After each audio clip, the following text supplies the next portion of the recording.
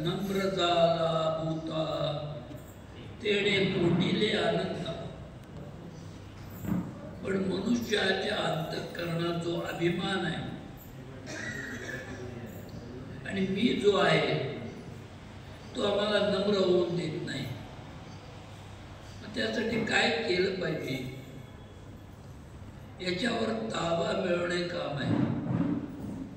आणि ताबा अखंड चिंतनानं मिळवता येतो. मी म्हणणाऱ्यांचा जाऊ शकला नाही. आम्ही सुरुवात करतो म्हणून तर लगेच जाणार आहे. कारण हा स्थायी भाव आहे. त्याला एक दृष्टांत सांगतो म्हणजे पटेल. एका गावात एक कुटुंब राहत, पती आणि पत्नी.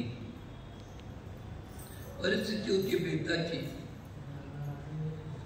वेळ त्याच्यामध्ये उदाहरण चालवायची. तो त्या गावामध्ये एक सावकार राहतो आणि सावकारांना भगवंताला नमस्कार केला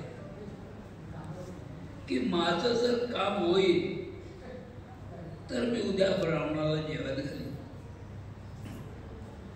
भगवत कृपा प्रसादानं त्याचं काम झालं. आणि या दोघांना जेवायला बोलवलं. त्यालाही अतिशय झाला. तो जेवायला गेला. बरसा जेवायला माणूस मिळाला, काहीतरी पक्वान्न करायला पाहिजे म्हणून त्या सावकारानं जिलबी तयार केली. बाकीचे पदार्थ सगळे झाले. तो या माणसाला गोड फार आवडायचा म्हणून त्याने केलं काय, खाल्ला. आणि घराकडे आल्यावर आपल्या बायकोला काय मिळालं, सावकारण बाईने जिलबी फार चांगली केली, कशी करायची विचारून ये. ती म्हणजे बर. दुसऱ्या दिवशी सकाळी सावकारण बाईच्या घराकडे गेली.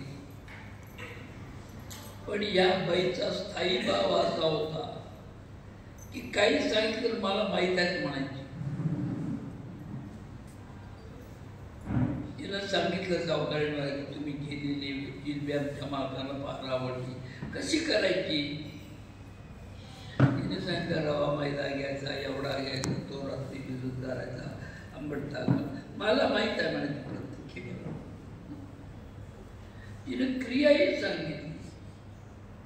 ती म्हणली मला माहित आहे. आता सावकारण बाईने विचार केला, हिला माहित आहे तर मला विचारायला कशाला. हिला माहित आहे की नाही बघावं म्हणून तिने काय सांगलं, त्याच्यामध्ये एक तांबडं लुगडं लागतं. ती म्हणली मला माहित आहे. तिनं यादी लिहून घेतली आणि नवऱ्याला दिली. नवऱ्यानं यादी भेटली तेव्हा ते तांबडं लुगडं 9-12 तर 2 रुपयाला मिळायचं. याला सगळं याला वाटलं कारण कोणाला तरी करायला बोलवणार तिला द्यायचं. त्यांना आणलं. हिनं सांगितलं उद्या लावणार, आज सगळी तयारी करायला पाहिजे. बरं. हिनं सगळी तयारी करून ठेवली. दुसऱ्या दिवशी सकाळी उठली, स्नानादी विधी करत असताना सगळे केस काढून टाकले तिने. कारण गंगा बागेत ती वापरत बाकी मी काय सांगणार नाही होती.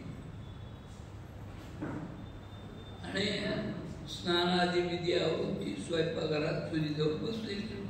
जिलबी करायला बाहेर गेलेला आणि बाहेरून परत आला. ते स्वयंपाकघरात दुसरी तांबडं लुगडं दिसली, बाई दिसली. त्यानं सहज विचारलं, अहो आमच्या या कुठं गेल्या. ती कवळली. मग त्यानं सांगितलंय तू लुगडं नेसताय, कधी नेसतात माहित आहे का. त्यानं ज्यावेळेस सगळा इतिहास सांगितला त्यावेळेस ती लज्जायमान झाली. कारण का, मला माहित आहे आपल्याला व्यवहारातलं जरी ज्ञान मिळवायचं असलं तरी नम्र झाल्याशिवाय मिळत नाही. आत्मज्ञान मिळवण्यासाठी तत्वृद्धी प्रणिपातेन परिप्रश्नेन सेवया उपदेक्षन्ति ते ज्ञानम ज्ञानिनाम तत्वदर्शनाचं भगवान उभी सोडतो. नम्र कधी होता येईल, या इंद्रियांच्यावर ताबा मिळवता यायला पाहिजे. म्हणून तुकोबारे काय म्हणतात, नम्र झाला भूता ते आणि कोंडिले अनंता. नम्र होणं हे फार महत्वाचं आहे.